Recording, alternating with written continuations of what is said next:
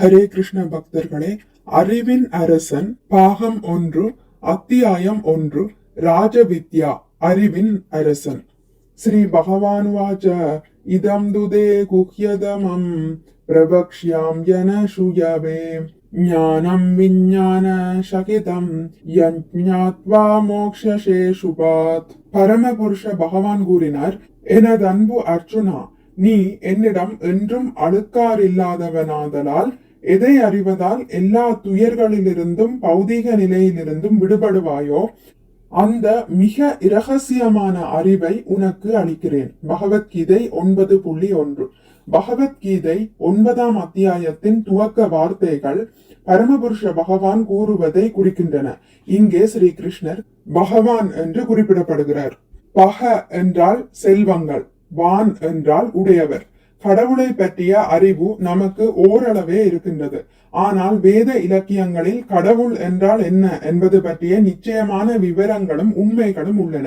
கடவுள் என்பதன் பொருள் பகவான் என்ற ஒரு சொல்லால் விளக்கப்படுகின்றது. எல்லா செல்வங்களையும் அறிவு, பொருள், வலிமை, அழகு, புகழ், துறவு என்னும் எல்லா செல்வங்களையும் முழுமையாய் உடையவர் பகவான். இந்த செல்வங்களை எல்லாம் முழுமையில் கொண்டுள்ளவர் யாரையேனும் நாம் கண்டால் அவரை கடவுள் என்றறிய வேண்டும்.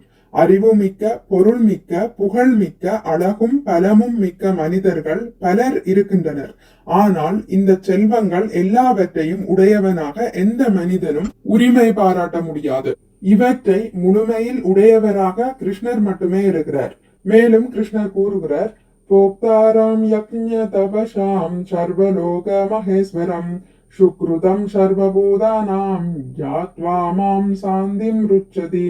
எல்லா வேள்விகளுக்கும் தவங்களுக்கும் இறுதி நோக்கமாகவும் எல்லா கிரகங்கள், தேவர்களுக்கும் இறைவனுக்கும் எல்லா உயிர்களின் அருமை நண்பனாகவும் என்னை அறியும் புனிதர்கள் ஜட துயரங்களிலிருந்து விடுபட்டு அமைதி அடைகின்றனர். பகவத்கீதை 5.29. இங்கே எல்லா செயல்களின் அனுபவிப்பாளராகவும் எல்லா உலகங்களின் உரிமையாளராகவும் தம்மை கூறுகிறார். பகவான் ஸ்ரீ கிருஷ்ணர் சர்வலோக மகேஸ்வரம். ஒரு மனிதன் மிகப்பெரிய நிலத்திற்கு சொந்தக்காரனாய் இருக்கலாம். தனது உரிமையை பற்றி அவன் மிக கர்வம் கொள்ளலாம். ஆனால் எல்லா கிரகங்களையும் உடையவராக கிருஷ்ணர் தம்மை கூறுகிறார்.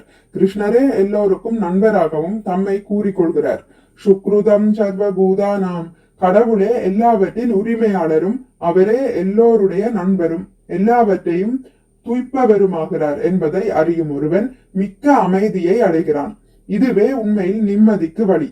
நானே உரிமையாளன் என எண்ணும் காலம் வரையில் யாருமே அமைதியை அடைய முடியாது.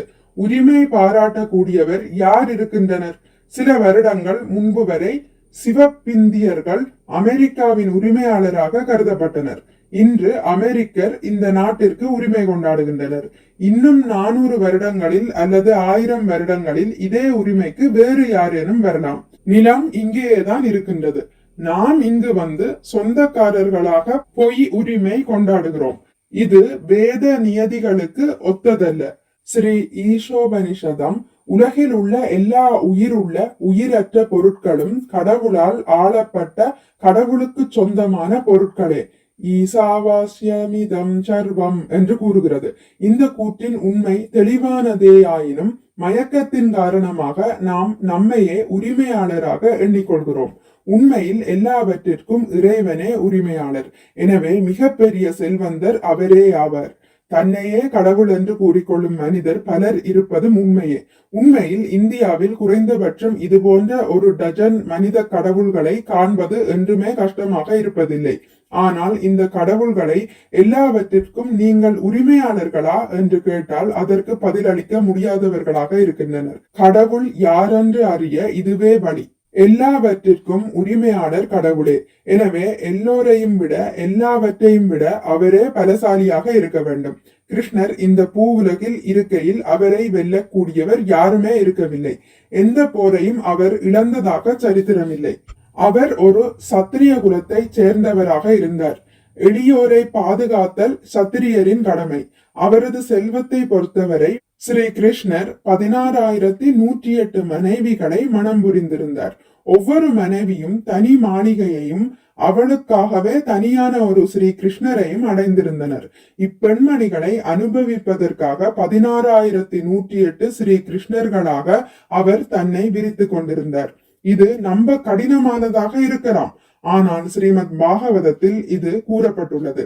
இந்த நூலை வேத இலக்கியமாகவும் ஸ்ரீ கிருஷ்ணரை கடவுளாகவும் இந்தியாவின் பெரும் முனிவர்கள் பலர் அங்கீகரித்துள்ளனர்.